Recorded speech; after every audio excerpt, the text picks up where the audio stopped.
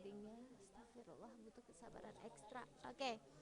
Nah, jadi pada hari ini nih Ibu akan menjelaskan tentang perhitungan biaya produksi dan keuntungan usaha ya. Nah, sebelumnya Ibu udah pernah ngasih PPT ini kan ke kalian. Coba ada yang bisa ngasih tahu perhitungan biaya produksi sama keuntungan usaha itu fungsinya buat apa?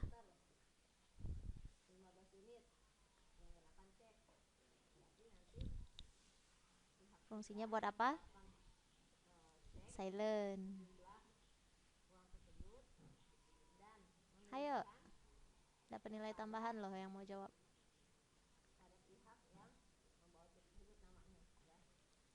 Buat ngehitung modal sama keuntungan usaha. Oke, thank you Ade. Nah, jadi uh, benar ya yang dibilang sama Ade tadi. Jadi kita menghitung biaya produksi itu buat tahu modal usaha ya, HPP, kemudian laba bersih, laba kotor ya, kemudian juga untuk menghitung ya keuntungan usaha tadi, laba bersih sama laba kotor. Kemudian next kita lihat hari ini yang akan kita pelajari itu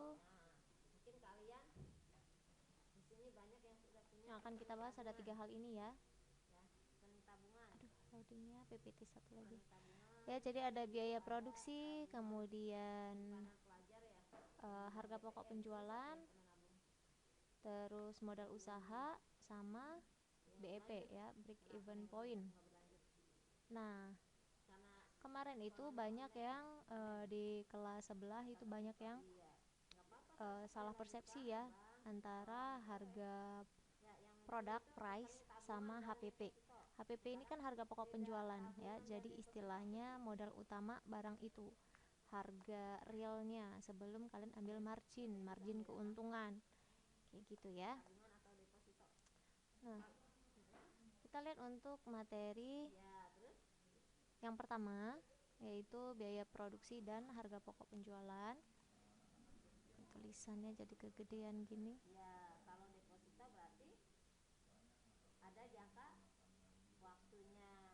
Nah, jadi untuk biaya produksi dan harga pokok penjualan di dalamnya ada apa aja? Ya, yang pertama kita lihat dulu pengertian dari si biaya produksi ini. Nah, ada yang tahu nih biaya produksi itu apa sih? Coba satu orang jelaskan.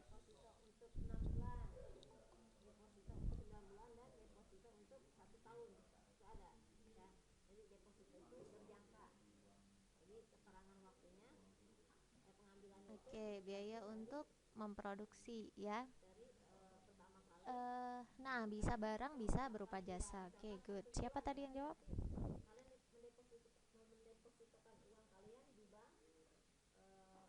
Siapa tadi yang jawab?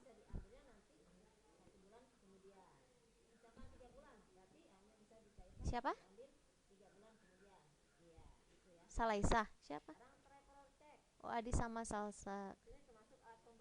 Oke. Nah, jadi biaya produksi di sini ada 3 pengertian ya dari para ahli. Kalian bisa lihat di sini ada Mulyadi, kemudian Hansen sama Mowen sama Muhammad Nafarin ya.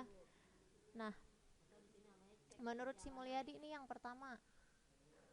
Aduh.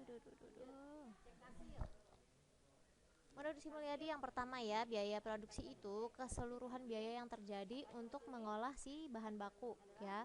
Diolah jadi apa? Jadi barang jadi dong yang siap untuk dijual. Jadi kalau misalnya kalian itu jualannya kue ya. Nah, kalian beli tepung, kalian beli gula, kemudian kalian beli plastik, beli alat packagingnya.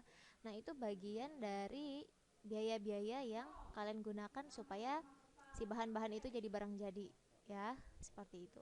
Kemudian menurut si Hansen sama si Mowen, biaya produksi itu adalah total biaya yang berhubungan dengan proses pembuatan barang dan penyediaan jasanya. Ya, jadi total semuanya, entah itu fixed cost, variable cost-nya ya. Nah, kemudian Menurut Nafarin, biaya produksi itu adalah seluruh biaya yang berhubungan dengan barang yang dihasilkan. Ya. Ini kekecilan ya. Enggak. Biaya yang dihasilkan, yang di dalamnya itu ada unsur biaya bahan baku, yang ada biaya tenaga kerja ya, entah apa tenaga kerjanya yang langsung, karena kalau yang nggak langsung dia masuknya ke biaya yang lain, sama biaya overhead pabrik. Nah kemarin ada yang nanya, Bu, biaya overhead pabrik itu apa? Ini kan kepada perusahaan-perusahaan yang mereka itu menggunakan mesin ya, jadi biaya penyusutannya, misalnya kalian uh, buat nyetak atau ngenyablon ya, nyetak kartu, ataupun misalnya kalian punya mesin printer yang buat ngeprint nota gitu ya, ngeprint, siapa ini tadi, Ahmad Saifuddin, buat ngeprint. Nah itu kan ada biaya penyusutannya dari si uh, mesin itu. Nah itu masuk ke dalam biaya overhead pabrik.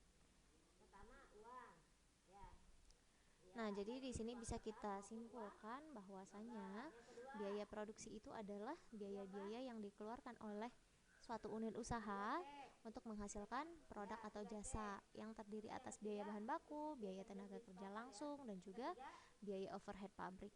Nah, jadi biaya ini tuh akan membentuk ya harga pokok produksi. Ya, HPP yang nantinya bisa dipakai untuk menghitung harga pokok penjualan barang jadi ya. Jadi bedakan harga jual sama harga pokok penjualan, jangan sampai kebalik-balik. Kemudian selanjutnya, apa sih tujuan dari penentuan biaya produksi? Ini pada mencong-mencong semua.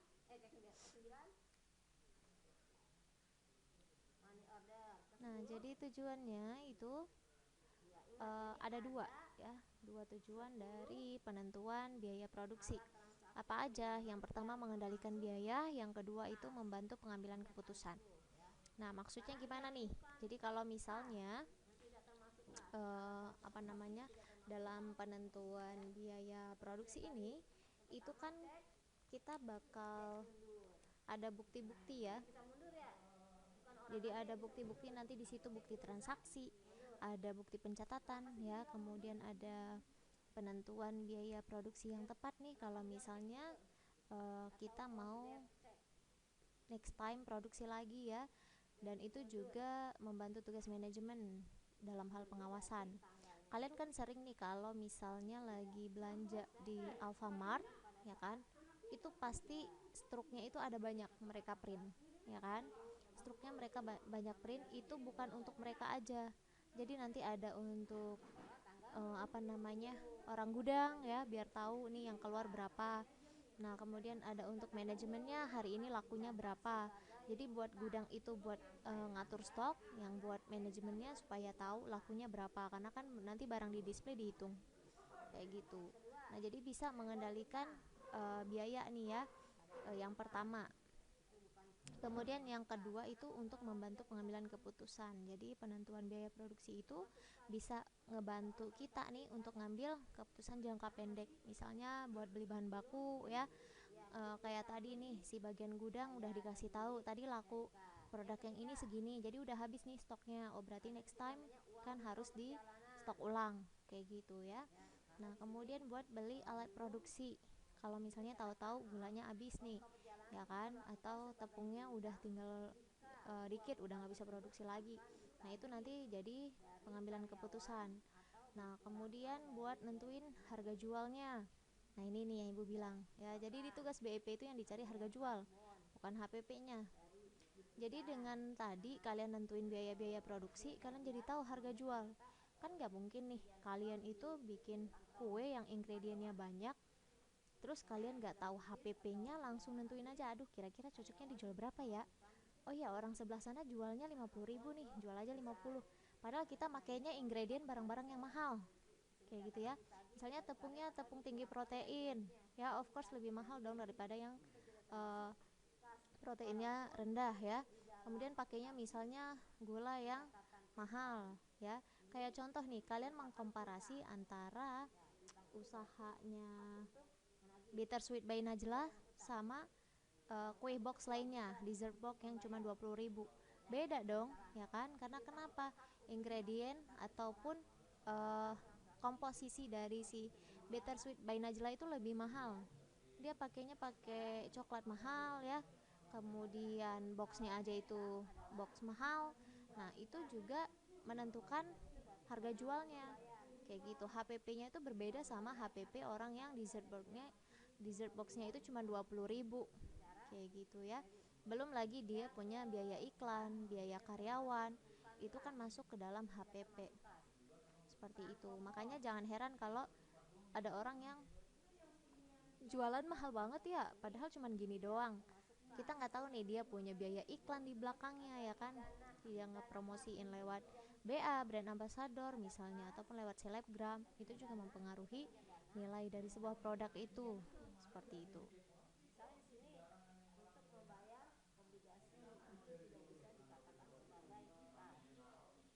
Nah, kemudian selanjutnya kita lihat di sini komponen biaya produksi. Ada apa aja nih ya? Isi-isinya, komponennya di dalamnya ada apa aja? Nah, yang pertama itu ada biaya bahan baku langsung. Tadi yang tiga yang ibu sebut tadi itu kan masuk ke dalam unsur-unsurnya. Nih mulai not responding kan? Ya, jadi unsur-unsur biaya produksi itu menurut si Charles T. Horngren, Grand ya, nama orang luar susah. Ya, menurut mereka itu ada unsur-unsur biaya dalam produksi itu ada tiga. Biaya bahan baku, biaya tenaga kerja langsung, sama biaya overhead. Yang tadi ada di definisi, ya kan? Nah, biaya bahan baku langsung itu yang langsung dipakai nih buat produksi barang jadi itu. Jadi kalau misalnya yang gak langsung itu kan kayak HP, kalian punya kuota buat ngepromosiin itu kan gak langsung. Nah, kalau ini biaya langsung. Jadi kalau biaya langsung itu ya produk itu jadi dari bahan apa aja, kayak gula tadi ya, tepung misalnya. Atau kalian misalnya produksinya baju ya, berarti bahannya itu kain ya, misalnya resletingnya, kemudian benangnya ya kan. Nah, seperti itu masuk dalam biaya bahan baku langsung. Kemudian biaya tenaga kerja langsung, jadi orang yang nge-produce si produk itu langsung itu masuk dalam unsur-unsur biaya produksi. Jadi kayak tadi Bittersweet by Najla kan dia punya tiga koki ya, ataupun pembuat kuenya. Nah, itu masuk ke dalam biaya tenaga kerja langsung. Tapi kalau sebagai orang desainer gambarnya, orang yang ngedesain produknya ya, itu kan nggak langsung kayak gitu ya. Itu masuknya dalam tambahan karena mereka nggak dipakai tiap hari. Kalau biaya tenaga kerja langsung itu yang dipakai tiap hari. Nah, biaya-biaya untuk semua tenaga kerja langsung yang ditempatkan dan diberdayakan dalam menangani kegiatan produksi secara langsung itu masuk dalam biaya tenaga kerja langsung. Nah, kemudian ada biaya overhead pabrik. Nah, biaya overhead pabrik ini biaya manufaktur yang enggak ditelusuri secara langsung ke output tertentu. Jadi dia itu lebih kepada kayak bahan baku nggak langsung ya, kemudian tenaga kerja nggak langsung, kemudian biaya reparasi ya. Nah, itu listrik, air pabrik, asuransi, sama biaya-biaya overhead yang lainnya seperti itu. Jadi yang selain dari langsung ini masuk ke dalam biaya overhead pabrik. Nah, seperti itu kayak jasa desainer ya, desainer produk ataupun desainer promosi itu masuk ke dalam biaya overheadnya karena dia ada tenaga kerja yang tidak langsung. Nah, kemudian sebelum ibu lanjut, ada yang mau ditanyakan sampai di sini? Ada yang mau ditanyakan?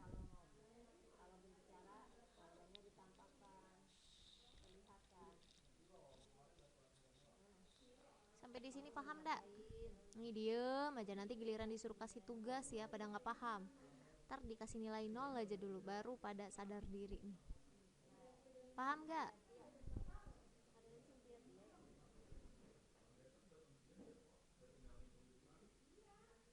Diem semua. Ini pada kemana nih? Diem.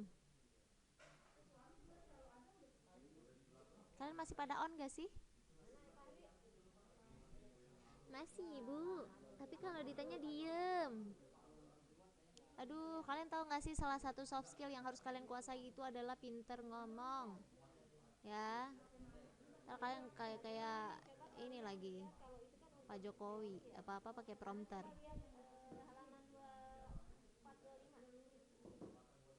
Nah, selanjutnya kita next ke jenis-jenis biaya produksi.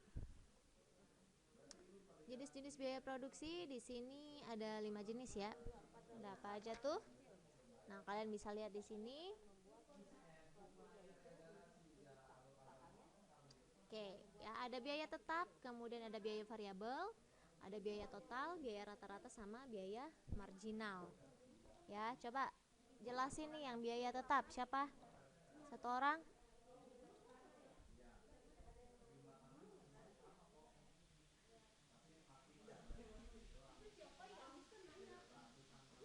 Gimana, Bar?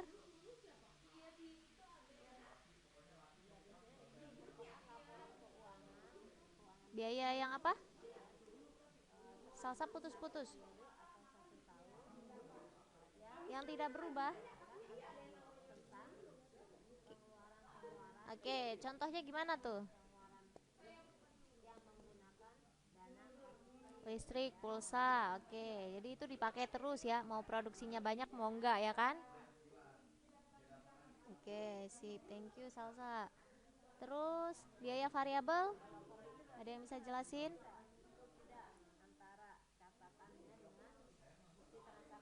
Yang bisa berubah sewaktu-waktu. Gimana tuh contohnya?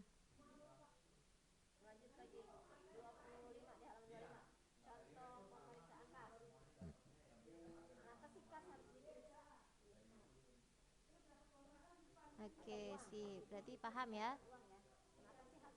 Ya, jadi packaging. Jadi besarannya itu berubah sesuai dengan produksi. Oke, good. Kemudian biaya total, maksudnya gimana tuh?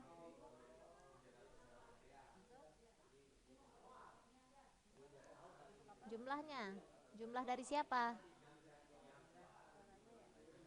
Oke, oke sip. Terus kalau biaya rata-rata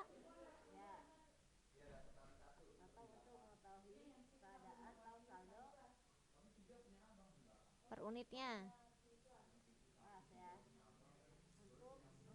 Oke. Yang dihasilkan per unit barang. Nah, itu biaya rata-rata. Contohnya gimana nih?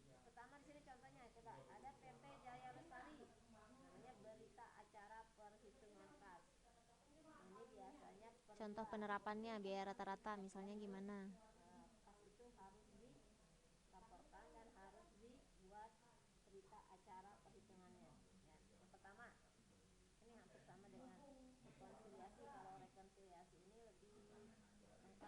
Oke, sip. Oke, berarti paham ya. Nah, terus kalau biaya marginal,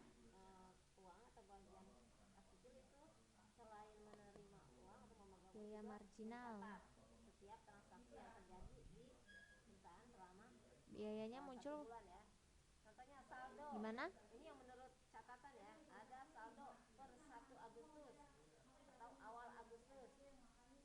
Contohnya gimana?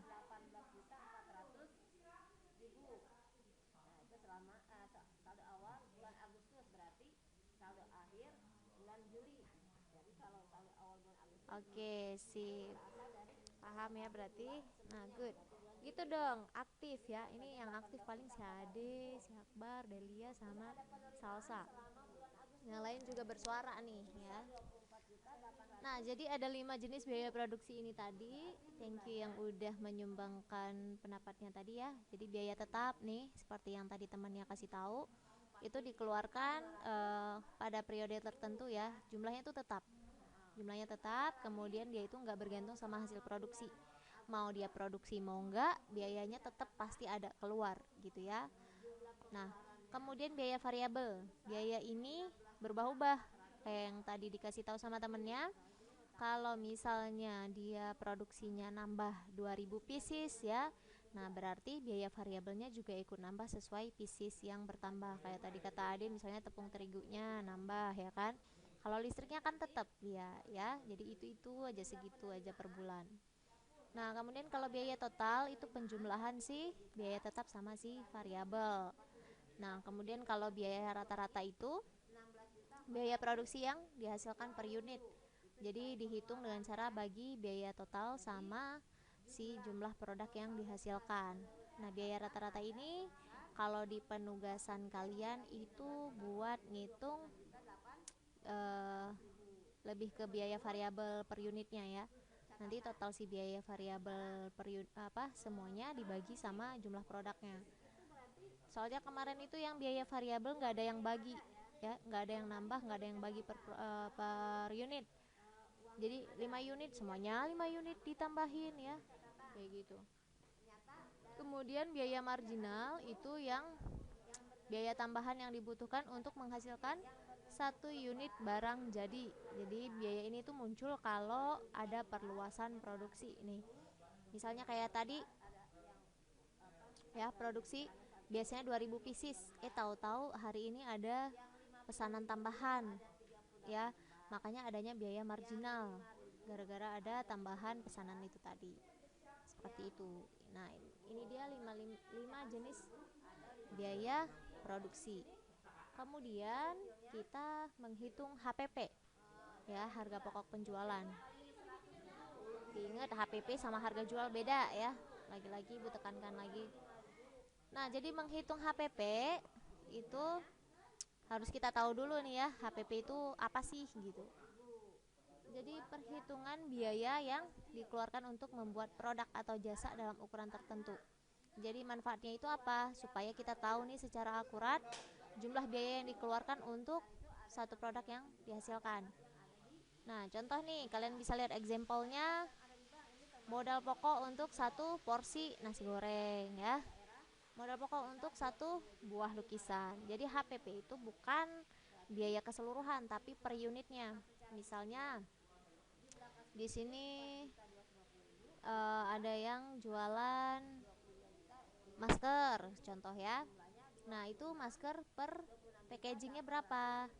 Ya, itu HPP-nya harga dia menghasilkan barang itu berapa. Jadi entah kalian itu jadi reseller, dropshipper atau kalian menjadi produsennya, itu harga barang itu sebelum kalian dapat untung. Ya, itu dia HPP. Nah, rumus HPP ada apa aja? Kalian bisa lihat bahwasanya rumus HPP itu total biaya produksi dibagi unit yang dihasilkan. Ya, jadi misalnya ada biaya bahan baku, ada biaya tenaga kerja langsung, ada biaya overhead pabrik ya. Nah, baru dibagi sama berapa jumlah unit yang jadi. Ya, jadi kemarin itu malah udah mang harga jual dipakainya HPP ya. Terus rumus HPP-nya salah. Masa rumus HPP-nya biaya produksi dibagi harga barang. Mereka dari mana tahu harga barang, orang kan mau ngitungnya rumus HPP ya. Jadi malah mereka menghasilkan berapa jumlah produknya ya. Yang tahu jumlah produk kan yang bikin produk ya. Kalian bikin kue nih, udah jadi kuenya, masa kalian cari rumus untuk tahu berapa hasil produknya? Kan produknya udah jadi, kayak gitu ya.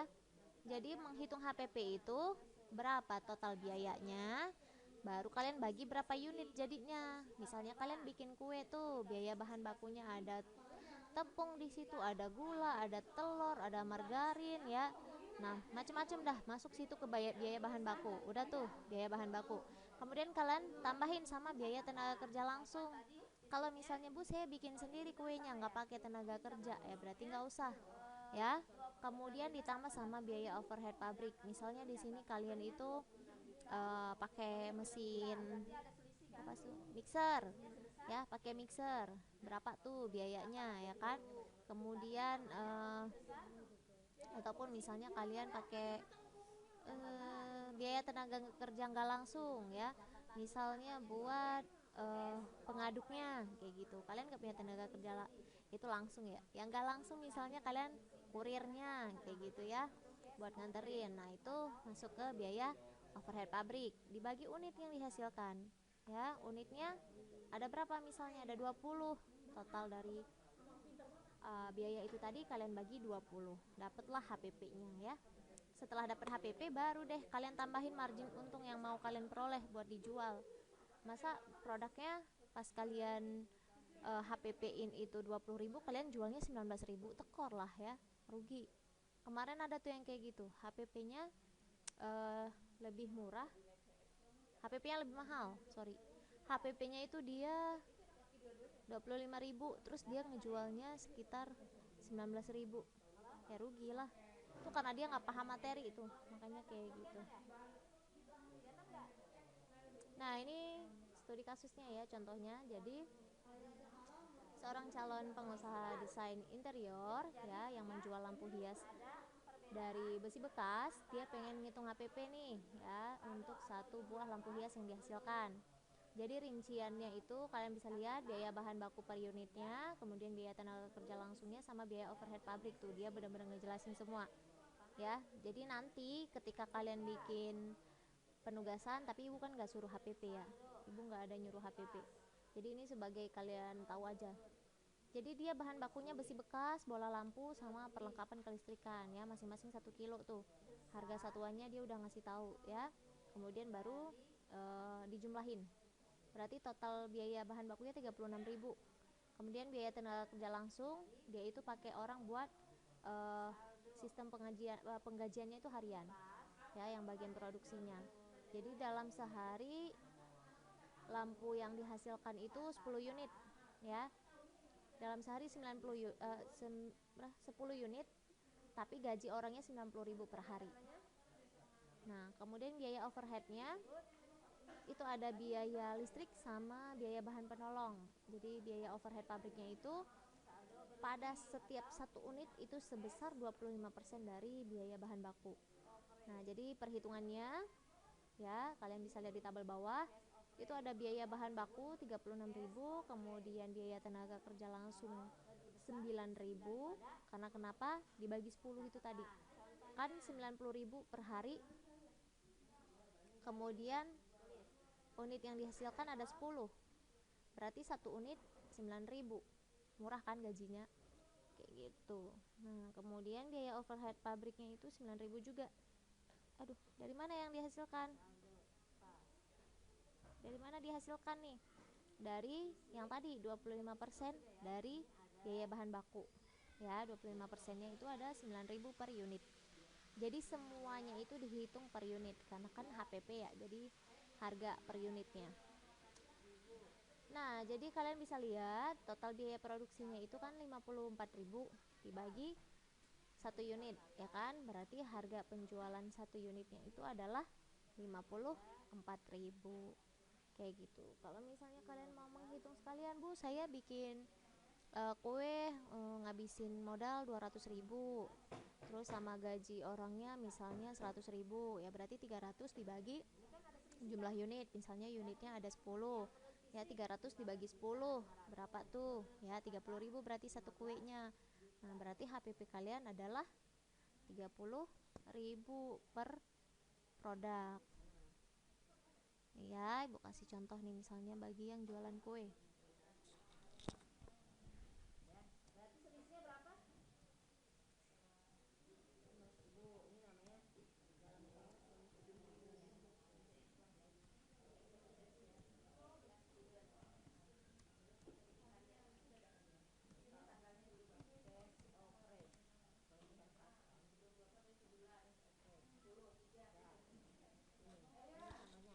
Nah, ini misalnya kalian tenaga kerjanya kalian pakai tukang bikin kue nih, karena kalian nggak bisa bikin kue misalnya ya, 100.000. Terus misalnya kalian pakai mixer dan sebagainya, kan ada listriknya tuh ya. Jadi pakai oven dan sebagainya, misalnya ngabisin dalam sehari itu 50.000 nih ya. Kalian totalin dulu. Jadi totalnya itu kalian lihat ya di papan tulisnya, papan tulis PPT-nya di bagian bawah. Nah, jadi totalnya ada 350.000. Nah, 350.000 kalian bagilah, jadinya berapa kue kalian? Oh, Bu, jadinya ada 10 kue, Bu, gitu ya. Nah, dibagi 10 kue berarti hasilnya berapa tuh? 350 dibagi 10. Ada yang bisa jawab? 35.000. Nah, jadi berapa HPP barang kalian per unitnya?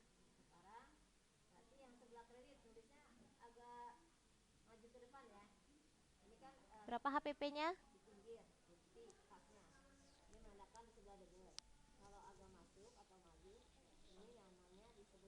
Ayo, HPP-nya jadinya berapa?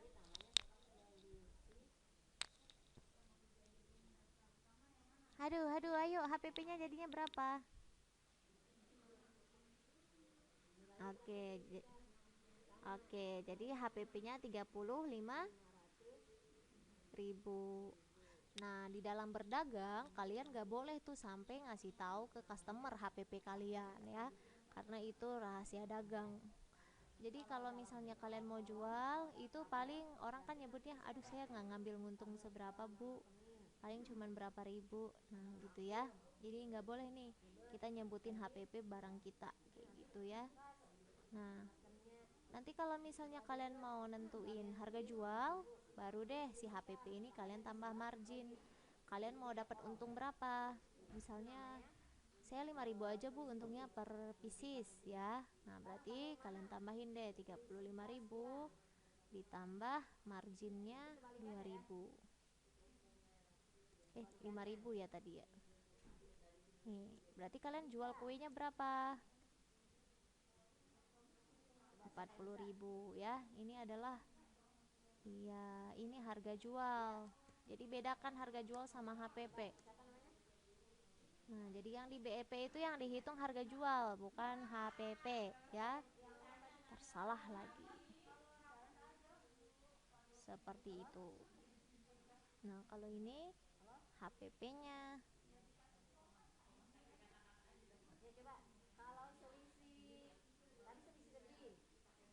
Semoga kelas ini nggak kayak kelas sebelah ya. Kelas sebelah itu, aduh, udah ibu jelasin padahal. Tapi begitu. Nah, seperti itu.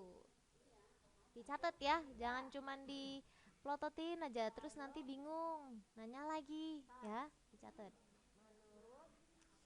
Nah, kemudian untuk studi kasus yang kedua ini untuk yang jasa ya. Kita mau jalan sih. Nah, kalau yang tadi HPP untuk produk, ini HPP-nya untuk jasa. Nah, kalau untuk jasa gimana, Bu? Misalnya saya punya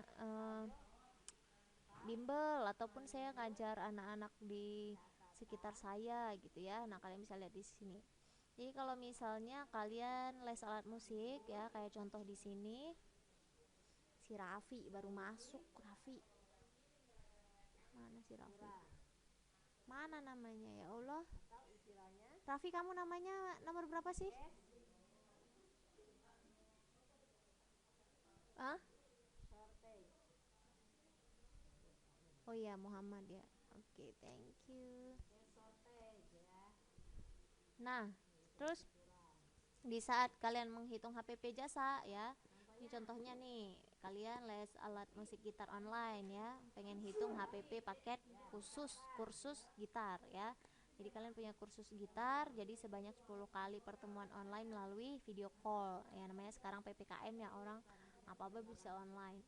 Nah, total biaya yang dibutuhkan itu untuk menghasilkan jasa, itu kalian bisa lihat di tabelnya. Itu yang pertama, jasa guru untuk satu kali pertemuan itu 70.000 ya. Kemudian biaya modul ajarnya 5.000. Nah, berarti totalnya lihat tuh di jumlah ya, buat menghitung HPP itu di jumlah. Jangan misalnya kalian uh, reseller ya. Reseller kalian produknya misalnya 200.000 sekali beli. Pasti ada ongkirnya dong ya kan? Sama ongkir kalian hitung. Misalnya 200 sama ongkir 10.000, 210.000, berarti total biayanya itu 210. Baru deh kalian bagi jumlah unitnya ya, baru dapat HPP.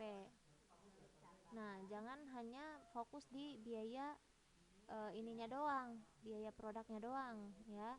Ini kayak ini tambah modul ajar 5.000 ya, jasa gurunya 70. Jadi kalau kalian hitung HPP untuk satu paket kursus, karena satu paket itu kan ada 10 kali pertemuan ya. Nah, kalau ini kan buat dihitung satu kali karena HPP itu buat satu unit. Nah, jadi HPP-nya itu total biaya sama jumlah unit. Nah, 75.000 dibagi satu berarti HPP-nya 75.000 untuk satu pertemuan. Kalau misalnya kalian mau sekaligus ngitung apa namanya buat 10 pertemuan ya, berarti jasa jasa guru satu kali pertemuan 70 nih ya. 70.000 dikali 10 berarti kan 700. 700.000. Nah, kemudian untuk modulnya mungkin kalian modulnya 5.000 buat 10 pertemuan ya. Jadi kalian nggak perlu nambah-nambahin lagi. Nah, berarti kalian tinggal tambah 5.000. Nah, ya. Tambah 5.000 berarti ini kenapa? Ini sama dengan 700.000 ya. Kemudian si 700.000 ini kita tambah 5.000 berarti ada 705.000. 705.000 baru deh kalian bagi 10 ya. Nah, berarti hasilnya itulah ya. Nah, kalau yang dicontoh ini misalnya dia itu modulnya buat sekali ajar ya, 5.000 ini buat sekali ajar modulnya. Makanya HPP-nya itu ditambah sama modul ajar untuk sekali pertemuan. Nah, misalnya contohnya kalian punya jasa pembuatan desain ya. Kalian misalnya desain sertifikat orang. Jadi sekali desain ya, jasa desain kalian misalnya satu lembar itu 100.000. Atau kalian yang punya jasa desain tulisan kemarin itu siapa ya yang beli ya, itu kalian bisa tentuin harganya berapa. Kemudian jasa desainnya misalnya 100.000 per lembar. Kalau dicetak ya kan bisa ada opsi nih, kalau mau dicetak misalnya nambah 5.000.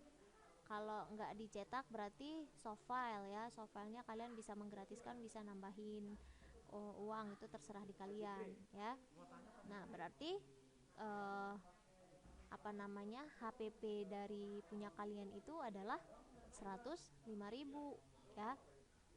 Nah, 105.000 nih HPP-nya. Nah, ini HPP bukan harga jual. Jadi nanti ketika kalian menentukan harga jualnya, kalian bisa nambahin dari ini gitu ya. Seperti itu. Ini harga pokok.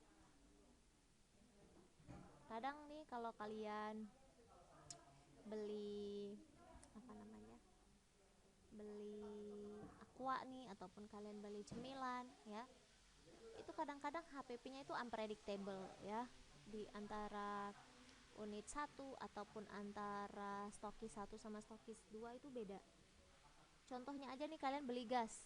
Kalian beli gas di agen atau sama retailnya itu HPP-nya berbeda. Karena kan of course si agen untungnya lebih sedikit ya kan daripada si yang eceran itu. Seperti itu ya. Kemudian baru kita menentukan harga jual. Nah, untuk menentukan harga jual kita harus tahu nih ya, cara menentukan harga jual yang tepat itu seperti apa. Jadi yang pertama kita itu survei dulu harga tertingginya. Harga tertinggi di pasar kalau misalnya buat kue itu kayak bittersweet ya 70 per box ya. Nah, kemudian harga terendahnya dia 20.000 ya. Harga pasarannya sekitar 50.000. Nah, itu kalian harus melihat survei ya, melakukan survei harga di pasaran. Nah, itu untuk menentukan kalian itu mau masuk ke segmen mana, mau apa di segmen produk dengan kualitas bagus tapi harga tinggi, atau dengan kualitas yang biasa aja, harganya rendah, atau yang kualitasnya medium tapi kualitasnya juga medium ya. Jadi menentukan harga itu juga harus tepat. Jangan sampai nih ya, kalian pengen dapat untung banyak tapi kalian nggak tahu nih kalau kualitas produk kalian itu sebenarnya murah kayak gitu. Jadi besok-besok orang nggak mau balik lagi deh kayak gitu ya. Kemudian yang kedua, menentukan margin. Nah, ini margin ini adalah keuntungan kalian ya, tambahan. Nah, margin itu tambahan artinya. Jadi kalian harus menentukan presentase atau jumlah keuntungan dari produk kalian. Misalnya yang tadi ibu bilang, kalian bikin kue tadi kan harganya 35.000, ya kan? Harga kue kalian setelah dihitung HPP-nya. Kalian mau dapat marginnya berapa? Misalnya kalian mau 10% ya. Berarti 35.000 dikali 10%. Ayo, berapa tuh? Ada yang tahu? 35.000 kalau dikali 10% berapa?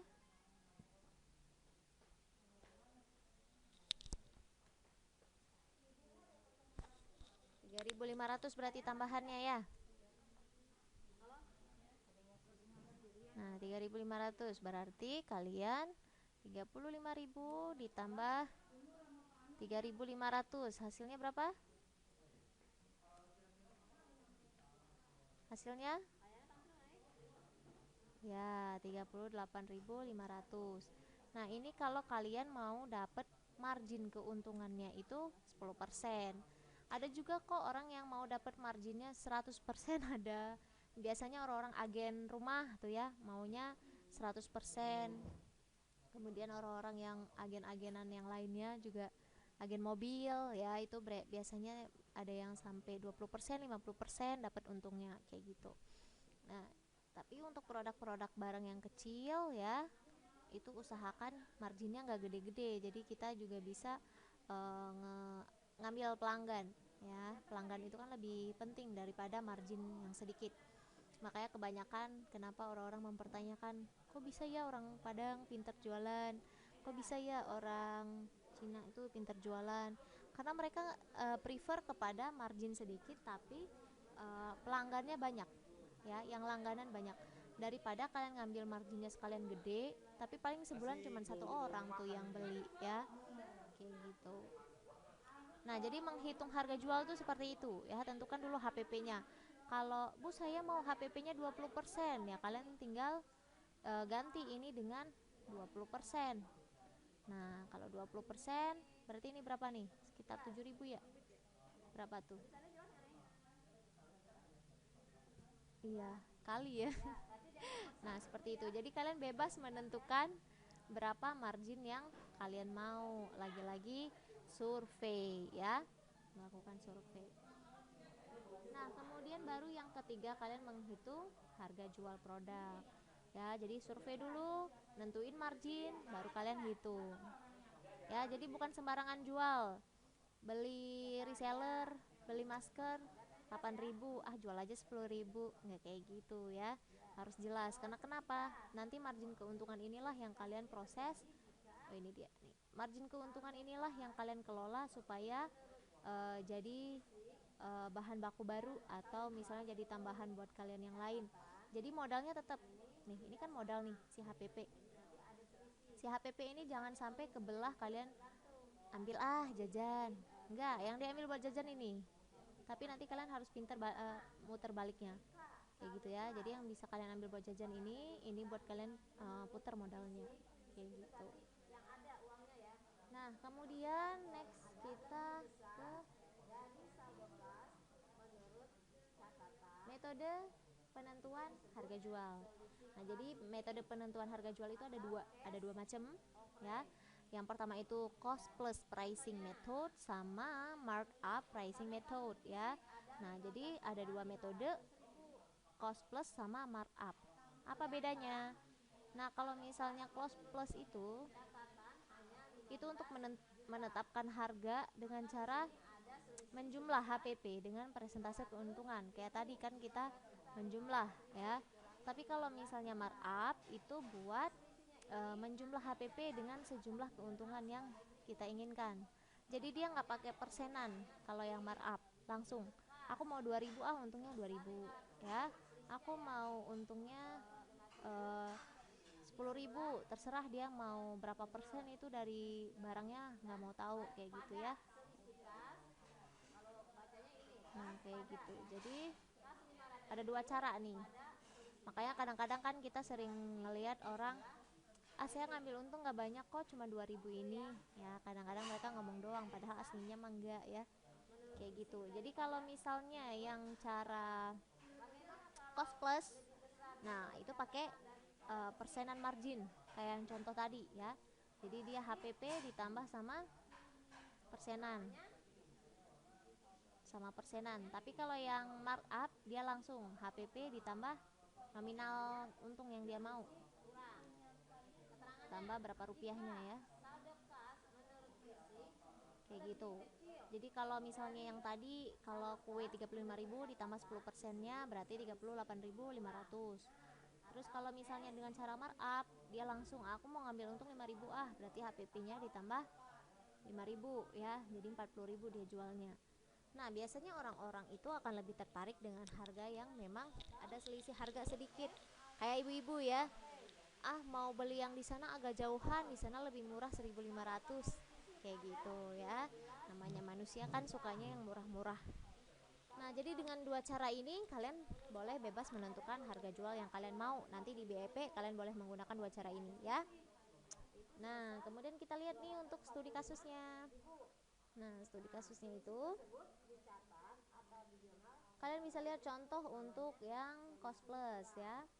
Cost plus di sini yang tadi pakai persenan. Kenapa nggak bisa diedit sih? Oh iya, enable editing. Nah, kalau oke, ini contohnya kalian punya HPP ya. Satu unit lampu itu 54.000 HPP-nya. Jadi kalian netapin presentasenya itu 20% untuk tiap produknya ya. Dengan cara cost plus pricing method, kalian hitunglah ya HPP ditambah persen margin. HPP-nya tadi 54, kemudian marginnya 20% ya kan. Nah kalian lihat nih 20%, jadi 20% dari 54 adalah berapa? 10.800 ya kan. Nah 10.800 ditambah sama si 54.000, jadinya harga jualnya adalah 64.800. Jadi nanti di saat perhitungan harga jual ibu mau lihat rumus yang ini, jadi bukan rumus HPP ya, rumus harga jual. Kemudian untuk yang markup, nah ini contohnya nih. Jadi HPP untuk satu unit lampu 54, kemudian dia marginnya itu maunya 20.000 untuk tiap lampu hias. Jadi harga dengan markup pricing method itu HPP ditambah margin. Nah HPP-nya 54 ditambah 20.000 berarti 74.000. Jadi dia ngejualnya itu sebesar 74.000. Terlihat memang lebih besar yang menggunakan markup ya, karena dia nggak pakai persenan, langsung aja gitu main ngetek aja langsung segede apa gitu ya. Nah nanti kalian pada saat pengumpulan tugas ya, hari ini ibu tunggu sampai jam 2. Kalau nggak ya nilai kalian berarti nggak ada. Nah itu nanti ibu akan lihat kalian menggunakan markup atau pricing, markup atau cost plus ya, nanti sebutkan seperti itu. Sampai di sini ada yang mau ditanyain?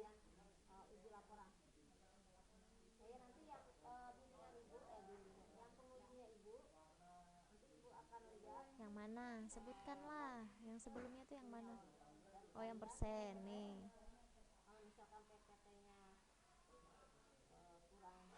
Kelihatan?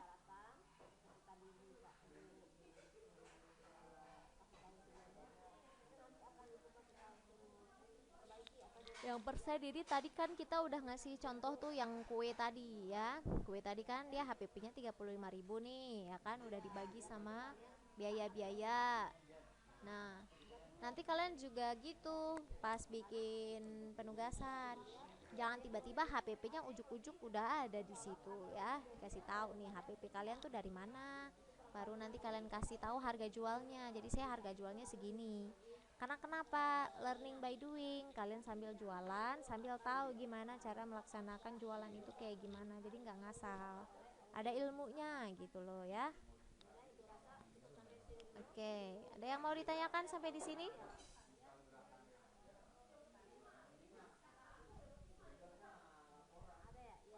Iya, markup.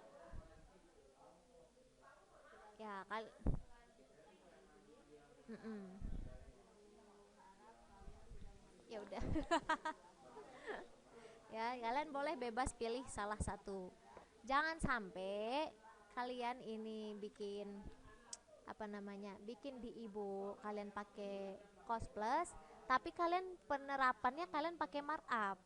Ya, jadi apa yang kalian lakukan itu yang kalian buat. Jadi ibu tahu nih, ibu sekalian ngemantau.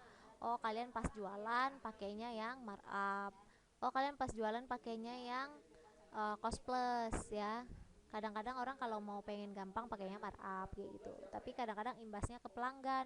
Mahal banget ya dia ngambil untung ya kayak gitu. Dulu ada soalnya temen sekolah ibu, orang tuanya itu jualan sayur-sayuran di rumahnya.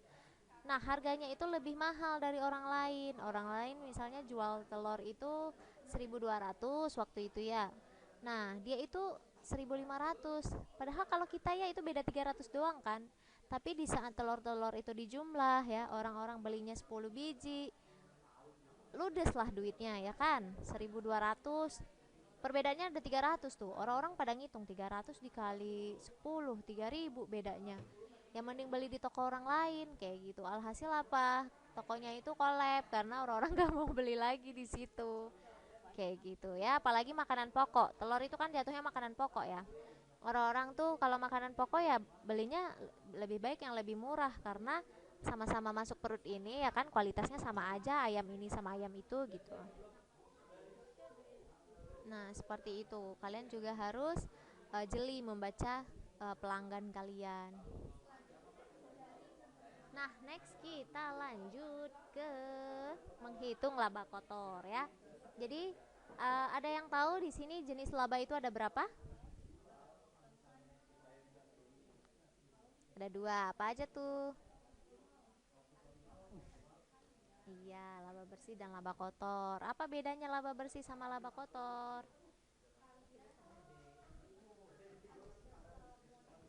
Bedanya di mana? Ada yang tahu? Ada yang tahu nggak? Kasih contoh aja, nggak usah yang dijelasin. Kasih contoh juga nggak apa-apa.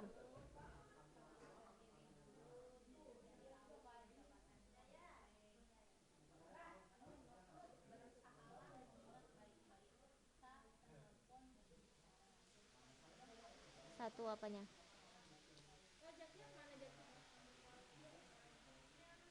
Gimana gimana? Coba.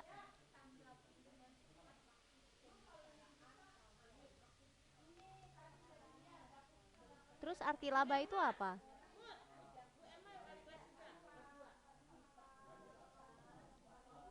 Laba. Aduh, maaf Ibu. Ibu keceplosan. Aduh, mana nih nama Fadilah? Laba itu. Soalnya kemarin ada di kelas kalian yang nggak tahu, Bu laba bisnis itu apa? Makanya Bu tanya, jangan kalian juga nggak tahu. Jadi laba itu apa artinya?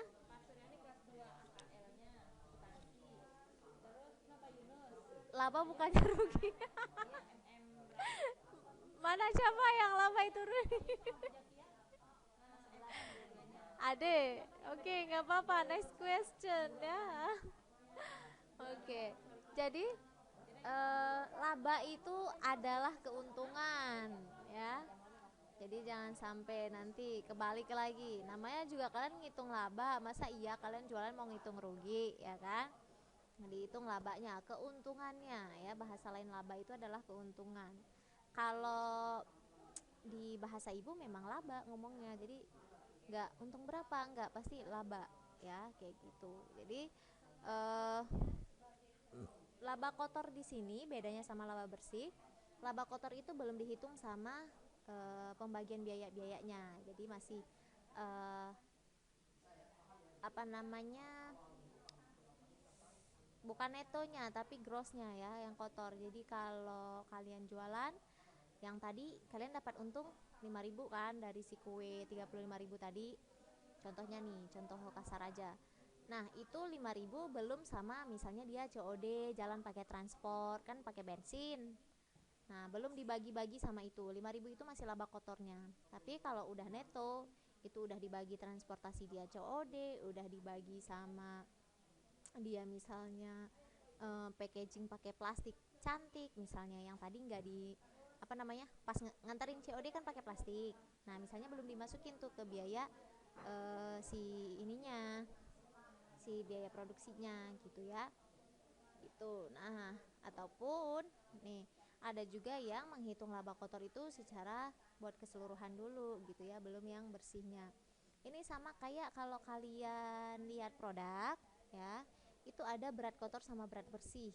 Nih, misalnya jangan ini deh. Nih ya. Ada produk nih, kalian lihat ya. Di sini ada tulisan berapa mili ya, 60 mili itu isi bersihnya ya. Tapi kalau misalnya berat kotornya itu ditimbang sama si kotak-kotaknya ya, nggak sama isinya doang kayak gitu. Sama dengan si laba ini juga. Nah, kita lihat di sini next.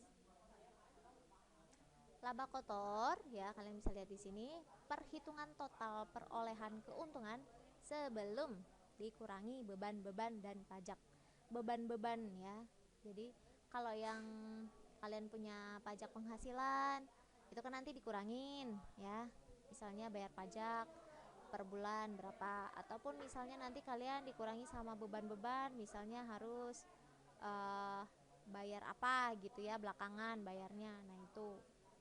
Jadi sebelum kalian mulai usaha itu juga kalian harus buat perkiraan target penjualan ya, supaya menghitung perkiraan laba kalian itu jelas ya. Jadi target penjualan itu kayaknya ada di materi kelas 11 ya. Nah, di target penjualan itu enggak, target penjualan di bab 2. Ya, target penjualan ada di bab 2. Nanti dijelaskan di bab 2. Nah, target penjualan itu nanti kalian harus nentuin berapa targetnya ya. Targetnya misalnya kalian harus laku 10 piece atau 20 piece ya. Nah, jadi kalian bisa ngitung nanti laba kotornya. Jadi nggak kemana-mana tuh perhitungan kalian ya. Nggak yang laku nggak laku bodo amat gitu, nggak peduli, nggak kayak gitu namanya orang jualan ya. Nah, jadi laba kotor itu bisa dihitung per musiman. Di silent dulu Akbar. Nah, jadi per musiman, maksudnya per musiman apa? Apakah per hari, per bulan, per minggu gitu ya. Jadi bukan per pieces. Ya, itu laba kotor. Jadi kalau laba kotor itu ini yang contohnya per hari rumusnya, harga jual dikurangi HPP dikali jumlah penjualan. Ya, harga jual kayak yang tadi contohnya kalian ngejual 40.000 nih si kuenya. 40.000 kalian kurangi HPP. HPP-nya 35.000. Berarti harga jual dikurang HPP-nya 5.000 ya, dikali sama jumlah penjualan. Kalian misalnya dalam hari ini kalian bisa ngejual 2.000 pieces, dikalilah 2.000 piece ya. Nih Bu kasih contoh di bawah deh biar kalian ada bayangan. Nah, jadi laba kotor sama dengan nih contohnya yang kue tadi ya, biar gampang. Kue tadi kalian kan jual 40.000 nih ya, kalian kurangi sama HPP-nya 35.000. Nah, kemudian baru deh kalian kalikan ya. Kalian kalikan sama jumlah penjualan. Hari ini kalian laku 200 piece deh, karena kue kan nggak mungkin banyak nih kalian jualan ya, kali 200 piece.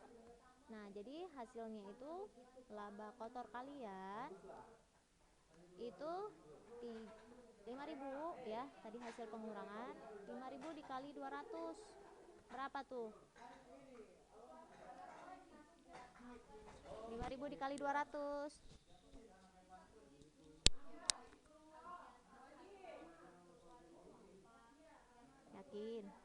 Yakin 1 juta. Nolnya ada berapa? Mana 6? Mana 6? Dari mana 6? Oh iya, 5 kali 2 10. Oke sih. Mantep. Jadi berapa keuntungan kotor kalian per hari? 1 juta ya. Nah, jadi ini kalau kalian mau hitung laba kotor. Nah, jadi kalau apa namanya, per hari itu pasti beda-beda ya kan. Nanti hari ini lakunya 200 pieces, besok lakunya 100 pieces. Makanya kenapa target penjualan itu harus jelas supaya kecapai nggak nih ya target penjualan kalian, seperti itu. Nah, ini kalau laba kotornya per hari. Kalau laba kotornya per bulan, nah kalian tinggal ngejumlahin aja. Hari ini misalnya laku 200, besok laku 100, kalian tinggal tambahin. Oh, hari ini 1 juta, besok 500, kalian tambahin ya. Jadi nanti dapet deh per bulannya kalian laba kotor misalnya 5 juta kayak gitu ya. Kalian tahu nggak sih yang jualan-jualan sampel gitu-gitu? Terus apa sih namanya itu? Cilung ya, telur gulung. Itu kadang mereka bisa dapat laba kotor itu 1 juta dalam 1 hari kayak gitu ya. Jadi jangan remehkan pedagang ya. Gaji mereka per hari lebih gede daripada gaji karyawan. Karyawan 1 hari paling paling kenceng 100.000 kan. Nah, seperti itu. Kemudian kita lihat contoh kasusnya di sini ya. Perhitungan laba kotor. Jadi kalau misalnya target dari si pemilik usaha itu 10 buah, nah harga jual lampu hiasnya itu 74.000 per unit ya, HPP-nya 54.000. Jadi perhitungan laba kotornya kalian bisa lihat di sini. 74.000 itu adalah harga jual ya. Harga jual dikurangi sama HPP ya. Jadi keuntungan dia itu ada 20.000 dikali 10 unit. 20.000 dikali 10 berarti 200.000 ya. Jadi dia dalam 1 hari itu dapat 200.000. Nah, kalau misalnya penjualan lampu dia itu rata-rata per harinya 10 unit, nah berarti laba kotor 1 bulannya itu dikalikan aja 30 hari ya. Jadi 200.000 dikali 30 hari. Jadi dia laba kotornya itu kira-kira 6 juta.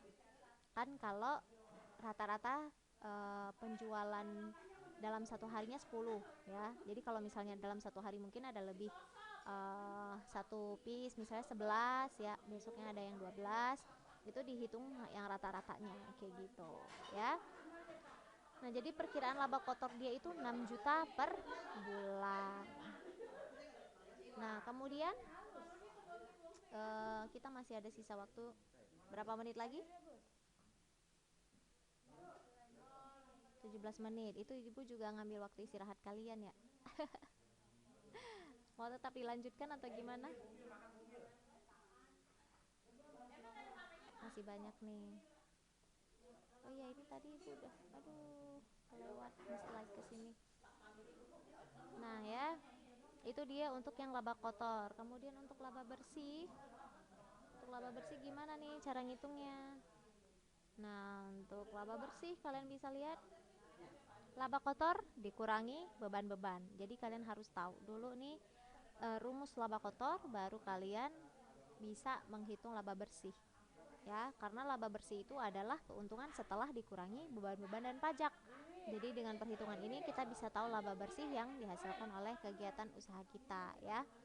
Kayak yang tadi kan belum dikurangi beban-beban sama pajak ya. Nah, contoh studi kasusnya kita lihat di sini. Nah, perhitungan laba bersih ya. Kita hitung laba bersih dari yang toko tadi. Nah, kalau misalnya biaya penjualan sama administrasi umumnya itu 2 juta ya. Nah, berarti perhitungan laba bersih si toko ya, karena kan ada biaya administrasi tuh. Nah, kemudian kalian lihat di sini laba bersihnya, rumusnya laba kotor dikurangi biaya operasional per bulan. Jadi 6 juta dikurangi 2 juta. Sehingga netonya dia ya laba bersihnya dia adalah 4 juta per bulan. Ibu gede banget biaya operasional. Iyalah kan bayar admin ya kan, ada biaya penjualannya juga kayak gitu. Nah namanya orang jualan pasti ada modal-modal yang dikeluarkan. Nah kemudian modal usaha nih ya, nanti kita kan akan menghitung BEP. Di dalam modal usaha, apa sih itu modal usaha, ada yang tahu?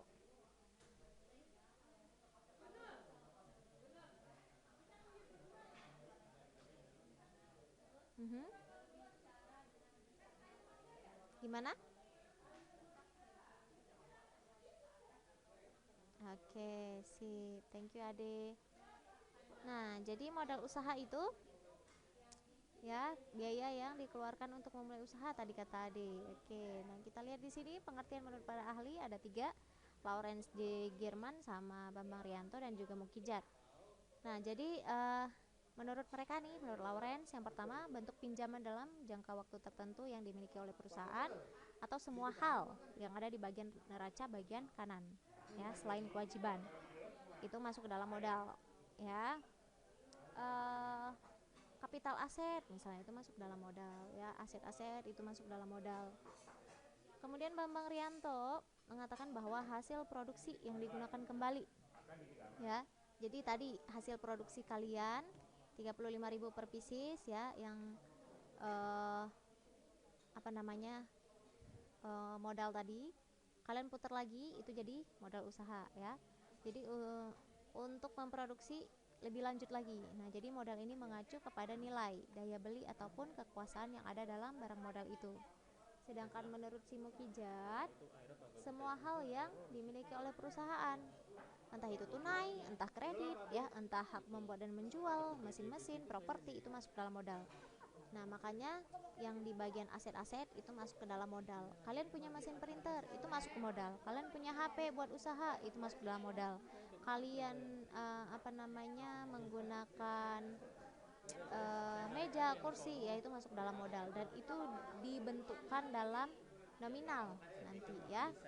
Seperti itu. Itu namanya modal. Kemudian nah, jadi di sini bisa kita artikan bahwa modal usaha itu adalah barang yang dihasilkan oleh alam atau manusia untuk membantu kita memproduksi barang yang dibutuhkan oleh manusia juga dengan tujuan memperoleh keuntungan, ya. Lagi-lagi reverse-nya ke margin keuntungan. Orang namanya jualan kan buat dapat untung. Nah, atau definisi lain itu adalah uang atau barang yang digunakan sebagai induk untuk berdagang, yang untuk menghasilkan sesuatu yang menambah kekayaan. Nah, itu dia modal. Selanjutnya kita lihat untuk jenis-jenis modal. Itu ada tiga ya, berdasarkan sumber, fungsi, sama bentuk. Kalau berdasarkan sumber itu ada internal, eksternal, ya. Kalian bisa dapat dari dalam dan dari luar. Contohnya apa nih? Ada yang bisa ngasih contoh?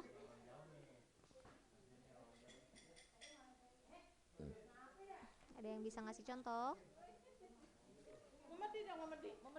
Modal internal sama eksternal.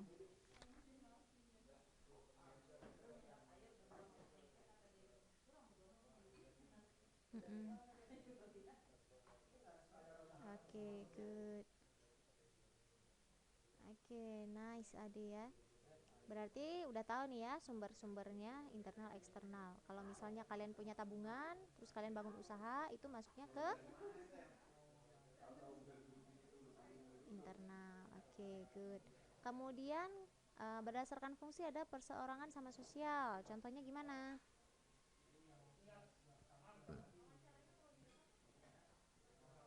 Modal perseorangan sama sosial. Ada yang tahu contohnya? Nih, kalau misalnya yang perseorangan itu dari kalian ya. Kalian yang punya usaha ataupun ada investor itu perseorangan. Kalau sosial itu bentuknya rame-rame ya. Charity bareng-bareng ya. Contoh sosial itu misalnya kita sama-sama bayar pajak terus buat bangun jalan. Nah, itu dari masyarakat ya kan, masuknya ke dalam sosial ya, yang fungsinya untuk sosial ya, bukan buat perorangan. kalian bangun usaha sendiri, modalnya dari sendiri, hasilnya buat kalian sendiri, itu namanya perseorangan, fungsinya buat sendiri kayak gitu. Kemudian untuk berdasarkan bentuk ada konkret sama pasif. Nah, ada yang tahu nih? Kok konkret sama pasif sih Ibu? Ini typo banget ya. Konkret sama abstrak. Oke, ada yang bisa bedain? Bedain. Ada yang bisa ngasih contoh?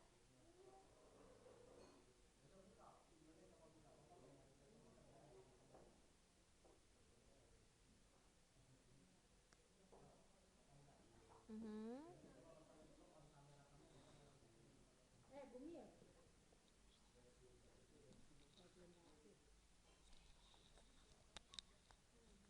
Oke, sip ya. Bener nih ya, konkret itu dia aktif, yang abstrak itu dia pasif ya. Nah, tapi lebih sering dipasangkan konkret sama abstrak, aktif sama pasif ya. Eh, kalau misalnya untuk yang konkret, itu contohnya kayak bahan baku ya. Kelihatan gitu dia ya. Bahan baku, kemudian tempat, mesin, gudang.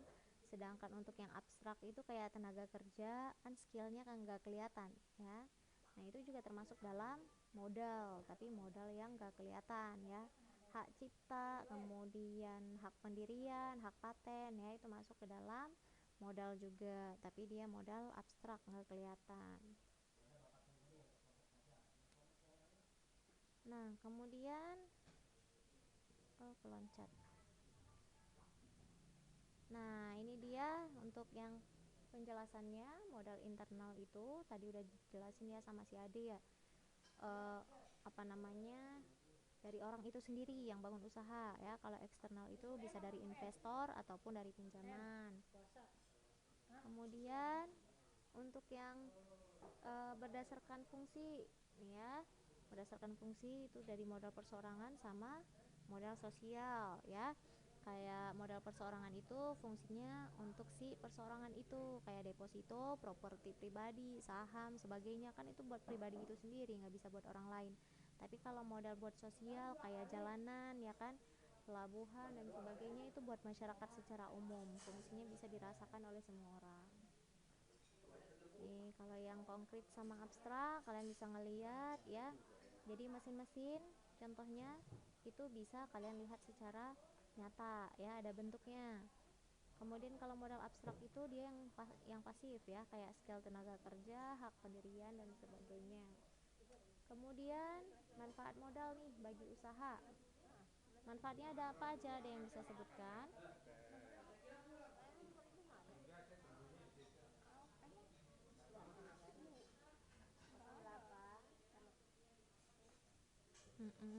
Terus?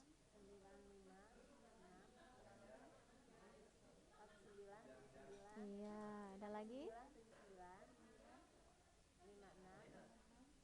Oke, ya, dan lain sebagainya. Udah pada tahu ya manfaat modal ya. Nah, kalau di sini ada 4 nih, bisa kalian buat nyewa tempat usaha, bisa buat menyediakan bahan produksi, bisa bayar gaji ya, kayak tadi kata temennya si Delia. Kemudian ada untuk membentuk simpanan ya. Simpanan di sini kalau misalnya kalian mengantisipasi nih, tahu-tahu kalian butuh dana dadakan ya, kalian bisa menggunakan modal. Makanya modal itu nggak boleh dihabiskan buat kalian beli baju lah, apalah barang pribadi ya. Nah, kemudian perhitungan kebutuhan modal usaha. Nah, di sini nih baru kita mulai berhitung-hitung modal usaha. Jadi modal usaha itu ada dua, modal investasi sama modal kerja. Ini ada dimasuk di dalam studi kasus Ibu.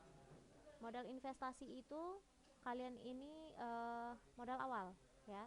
Awal pertama kali kalian bangun usaha, kalian pasti punya modal investasi, modal awalnya. Entah itu 20.000, entah itu 50.000 ya. Pasti kalian punya eh, apa namanya modal awal yang kalian pakai untuk memenuhi kebutuhan awal kalian ya.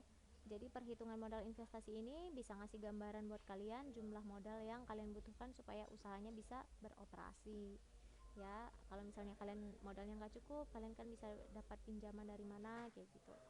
Kemudian modal kerja, nah ini untuk membiayai kegiatan operasionalnya. Jadi nggak bisa beroperasi nih kalau nggak ada modal kerjanya ya. Contohnya kayak pembayaran sewa lokasi ya, bayar gaji, kemudian bayar tagihan dan sebagainya, kayak gitu ya. Jadi yang untuk eh, operasional sehari-hari. Kalau modal investasi ini yang buat kebutuhan awal, misalnya kayak kalian pakai HP ya kan, bisa pakai e-commerce, kemudian marketplace, kalian menggunakan HP, nah itu masuk dalam modal investasi. Kalian pakai kuota, kemudian kalian pakai motor buat COD, itu masuk dalam modal investasi. Nah, contohnya di sini ya, kalian bisa lihat contoh modal investasi toko lampu hias yang tadi, pembelian etalase pajang ya, kemudian dia renovasi pengadaan tambahan daya listrik, karena kan buat lampu orang harus bisa tester ya kan. Kemudian belanja bahan baku, kemudian 3 set kursi dan meja ya sebagai resepsionisnya, kemudian neon sign dan banner ya, ada banner di depan usahanya, kemudian rekrutmen dan pelatihan karyawannya, peralatan penunjang, dekorasi booth dan lokasi.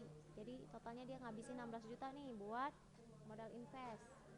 Nah, sedangkan buat modal kerjanya dia itu sewa lokasi ya, kemudian gaji 2 karyawan, pulsa telepon, transportasi, retribusi, sama kas kecil. Kas kecil ini biasanya dipakai kalau misalnya butuh sesuatu dadakan buat bayar sampah misalnya, nanti lewat kas kecil itu ya. Kayak gitu, itu yang buat uh, modal kerja, yang buat operasional ya. Jadi buat kegiatan itu bisa beroperasi pakai modal kerja ini. Nah, kemudian baru kita hitung break even point ya. Ini yang terakhir nih sebelum kita closing biar kalian paham. Nah, BEP itu sendiri apa? Ada yang tahu BEP?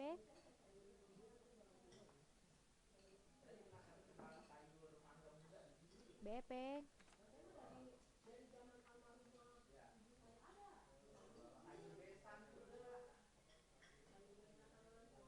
Hah, hah, hah, tidak mendapat keuntungan. Iya, oke sih. Thank you ya. Jadi titik impas ini kalian itu kapan sih kalian itu akan seimbang antara kalian ngeluarin modal sama kalian dapat keuntungan ya. Jadi uh, ibaratnya balik modal. Modal kalian setelah kalian jualan itu baliknya lagi kapan? Ya itu namanya BEP. Nah, jadi nggak rugi, nggak untung. Kapan balik modalnya ya? Jadi pada kondisi ini jumlah pengeluaran yang dibutuhkan untuk biaya produksi itu sama dengan pendapatan yang kalian terima dari hasil penjualan. Ya, jadi nggak untung, nggak rugi. Kemarin itu malah ada yang ngasih pengertiannya aneh-aneh lah ya. Jadi ibu bingung dia ngelihatnya dari mana ya. Seperti itu dia titik impas, namanya aja titik impas ya. Kita impas nih gitu ya. Komponen di dalam BEP itu ada apa aja, ada yang tahu? Yang tadi ibu sebutin loh. hmm, sama sama harga jual ya. Jadi ada 3 hal ini, jangan sampai nanti kalian nggak ngasih tahu fixed cost-nya dari mana aja, langsung angka gitu, enggak ya. Fixed cost-nya kalian dari mana aja, angkanya berapa, baru kalian jumlahin. Variable cost-nya juga gitu, dari mana aja nih, variable cost-nya buat apa aja di usaha kalian, baru kalian jumlahin ya. Dan dibagi per unit, karena si variable cost itu BEP itu dihitungnya per unit ya. Berapa unit nih, berapa rupiah nih, baru balik modal ya. Harga jual juga gitu, kalian dapat harga jual dari mana?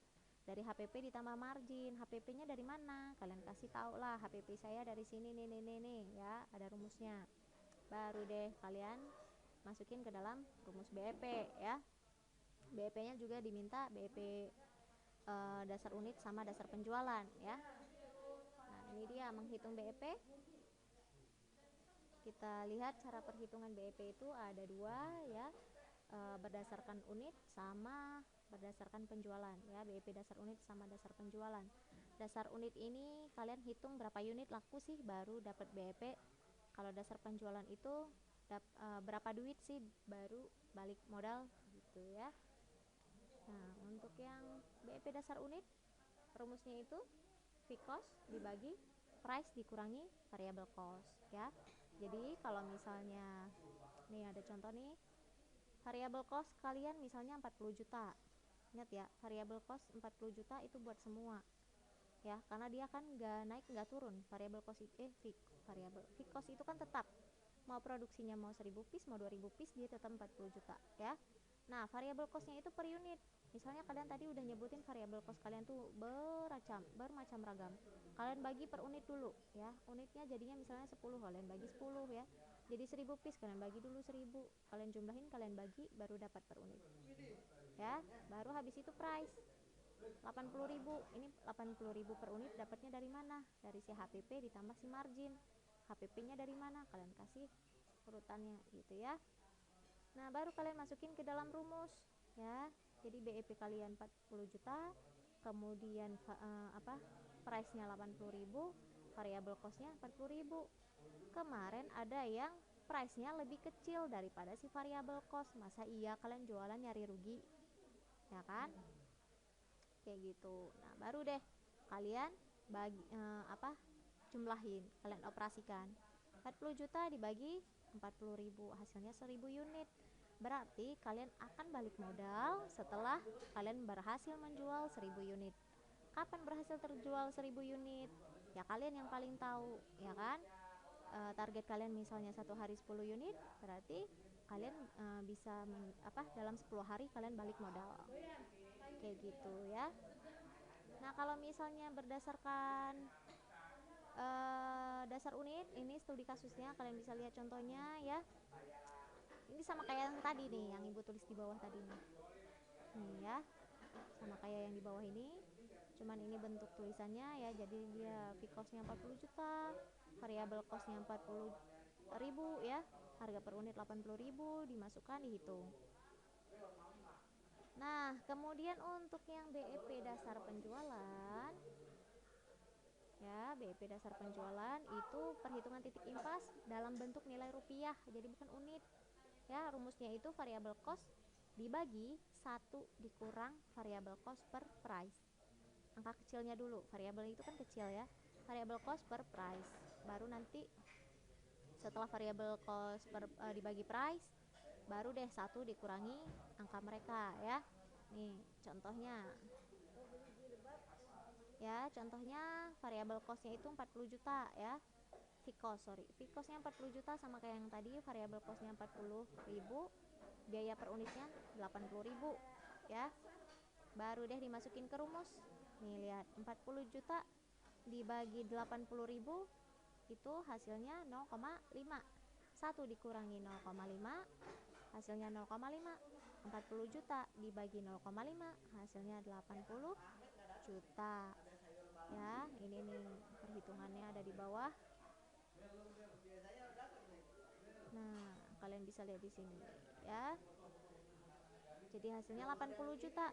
Jadi kapan kalian dapat titik impas? Setelah kalian berhasil mendapatkan pemasukan 80 juta. Jadi jangan sampai fixed cost kalian 40 juta, ini kalian malah 20 juta. Tekor namanya. Kemarin ada yang begitu ya, ngeluarin modal 1.800.000 tapi masa BEP-nya dia cuma 300.000. Cuma namanya rugi ya. Seperti itu. Sampai di sini ada yang mau ditanyakan? Mhm.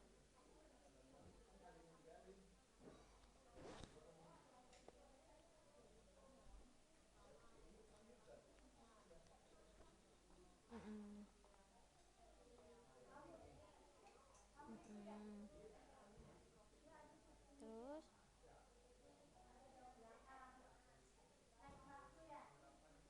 ya langsung aja sih, tapi emang bener-bener nggak ada biaya apa-apa gitu.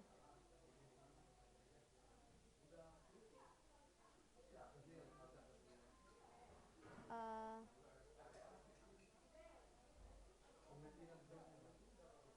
Terserah kamu mau masuknya ke variabel apa fix. Menurut kamu, kamu transportasi tiap hari, apakah apa namanya, begitu ada orderan nambah transport, apakah enggak gitu, apa cuma sekali sebulan?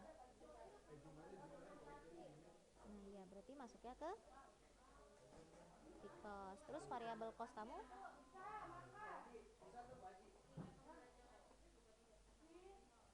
ya, berarti variabel costnya nggak ada tambahan, cuman itu doang, modal doang ya. Ya udah, ntar ibu cekin ya. Oke, berarti gitu aja, menyesuaikan sama produk kalian ya. Oke, kalau kayak gitu ada lagi yang mau nanya, mau ditanyakan?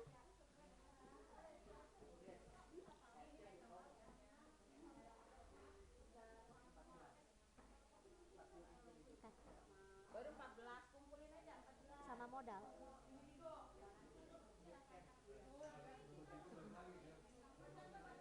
Ya, ya udah Bu. Oke, sip. Iya, sama-sama. Udah sayang, kemarin itu ibu masukinnya belakangan. Udah dicek belum? Nanti dicek lagi ya. Oke, Aryani. Mana si Aryani? Kelas mana dia? Aryani kelas 11 ya? Kelas 10. Dia udah masuk. Oh iya, ini udah masuk kelas BDP. Oke, sip. Thank you kalau kayak gitu semuanya. Assalamualaikum warahmatullahi wabarakatuh.